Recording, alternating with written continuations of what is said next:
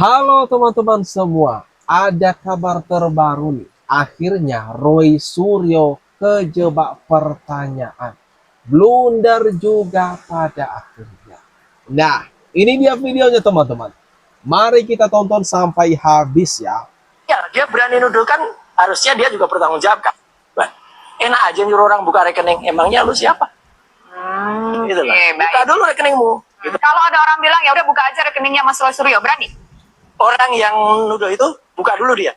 Kenapa yang nuduh tuh harus buka rekeningnya? Kan yang di sini dituduhkan Mas Roy Suryo. Loh iya, dia berani nuduh kan, harusnya dia juga bertanggung jawab kan. Memang di mana-mana begitu, Bang, prinsipnya.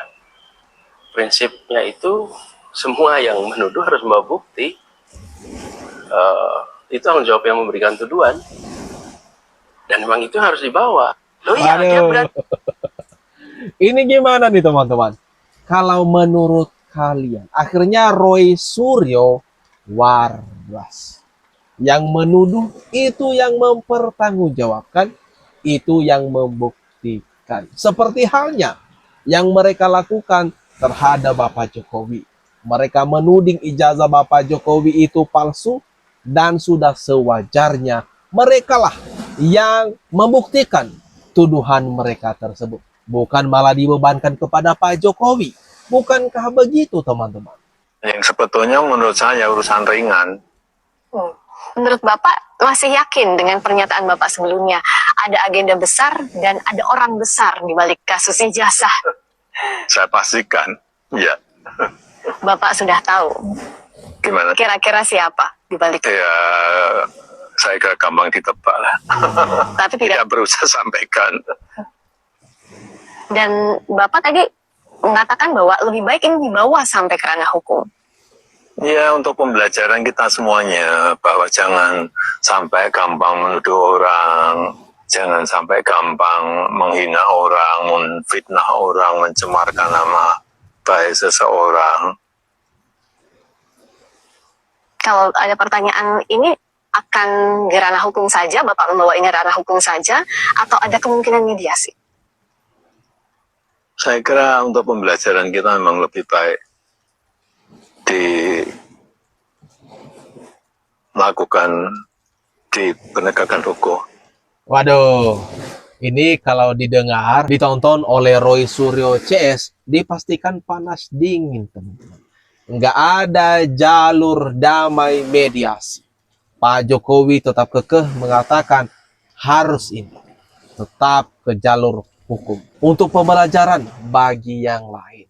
Supaya tidak mudah menuduh, memfitnah orang. Gimana nih teman-teman? Sikap tegas, lugas Bapak Jokowi ini. Coba dah komen-komen di bawah. Ini Pak Jokowi enggak ada nih mau damai. Dia gaspol terus untuk mengusut orang-orang yang memfitnahnya. Akan lebih baik untuk pembelajaran kita semuanya. Dan Bapak juga pernah berjanji kalau sampai ke pengadilan, ijazahnya Bapak akan tunjukkan di sana, di pengadilan. Yaitu forum yang paling baik untuk menunjukkan ijazah asli saya. Dari SD, SMP, SMA, universitas semuanya kan saya bawa. Untuk pembelajaran hukum, memang apa yang Bapak khawatirkan kalau ijazah ini, kasus ijazah ini terus bergulir di luar soal tudingan ijazah palsu? Ya kan bisa terjadi tidak hanya kepada saya, bisa ke yang lain, bisa ke menteri, bisa ke presiden yang lain, bisa ke gubernur, bupati, wali kota, semuanya dengan tuduhan asal-asalan. Tapi kalau menuduh dengan bukti itu yang baik. Menurut Bapak, seharusnya tidak ada kasus tudingan-tudingan ini lagi di kemudian hari. Ya ini untuk pembelajaran kita semuanya.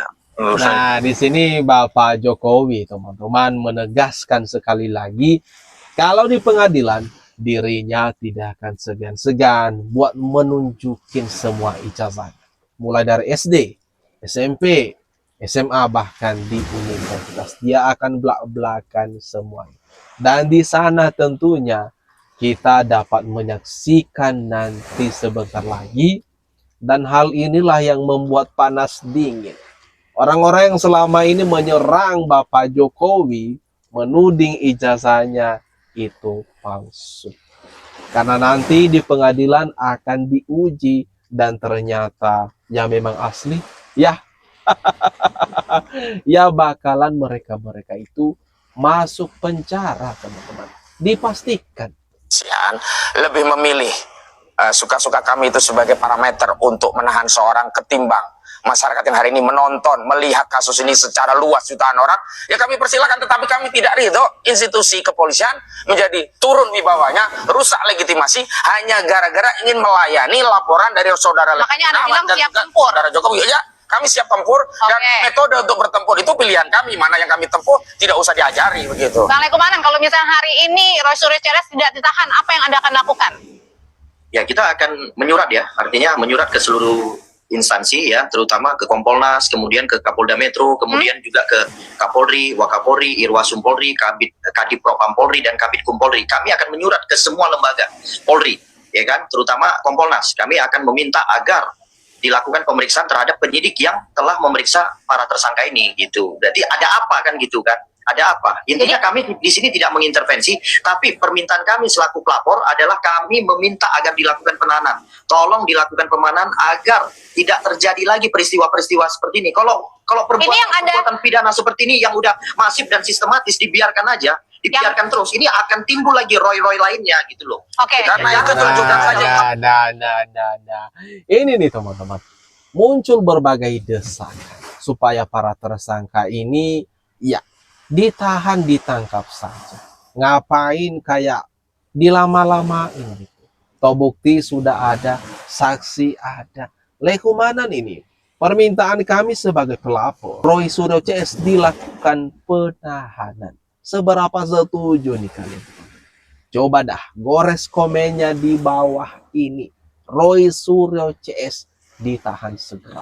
Sangat concern dengan bencana yang terjadi di Sumatera, ya, di mana kami berpikir, ya, karena kami masing-masing memiliki ilmunya untuk membantu bagaimana memecahkan persoalan yang terjadi akibat dari bencana banjir yang terjadi di Sumatera sesuai dengan ilmu yang kami miliki. Jadi RRT akan berkontribusi untuk menggunakan ilmu yang kami miliki untuk membantu agar bencana tersebut pertama adalah bisa diantisipasi agar tidak semakin meluas. Jadi artinya ada mitigasi risiko yang bisa kami lakukan dengan ilmu kami, baik dari ilmu digital forensik, ilmu telematika maupun ilmu epidemiologi yang saya miliki. Waduh, teman-teman, ini trio RRT. Ini pernyataan terbaru dari Dr. Tifa dan kawanannya. Katanya akan menganalisa banjir dengan ilmu mereka.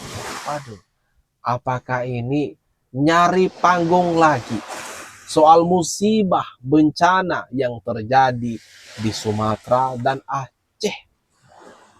Aduh, nimbung terus, nimbrung. Orang-orang ini mau nimbrung di mana-mana. Gimana nih teman-teman? Kalau menurut pendapat kalian, ilmu mereka katanya akan dipraktekkan di musibah atau bencana alam yang terjadi di Sumatera dan Aceh. Ya, berarti Bang Respon juga dianggap kita ini terima 16M dan A1. Salah kalau A1, yang betul itu A2. Andi Aswan. Bukan A1. Kalau A1 itu hanya Andi. Ya, dia dipertimbangkan ya. Jadi, dipertimbangkan. 16 miliar itu ke RRT. Iya. 16 miliar dari siapa? Makanya katanya dari sumber A1. Ya udah kita coba untuk diuji nih. Dan gini, dia juga malah memaksa ini tolong PPATK dan kepolisian periksa rekeningnya kita bertiga. Kan banget, yang ngaco banget. Terus rekening saya receh. masalahnya dia sudah di statement itu dia bikin secara terbuka di depan kamera. Kemudian sudah di-quote oleh beberapa anggota Cipoker Nusantara. Oke. Ya, itu ya. Jadi itu juga ikut serta. Roy Suryo dan kawanannya. Di sini Roy Suryo teman-teman berbicara, dia membantah soal 16 miliar masuk ke rekeningnya dan soal bohir. Tapi giliran ditantang kan, cek rekeningnya malah gelagapan. Menyuruh yang menuduh yang membuktikan. Katanya enak aja mengecek rekeningnya dia. Aduh. Ini Roy Suryo dan kawan-kawan sepertinya semakin tersudutkan. Nggak bisa mengelak lagi. Semakin terdesak, semakin tersudutkan dan terpojokkan, teman-teman. Atau gimana nih, teman? Kalau menurut kalian, atas apa yang barusan saja kita lihat, kita tonton bersama ini, jangan lupa teman-teman, tinggalkan komentar terbaik di kolom komentar yang ada di bawah ini.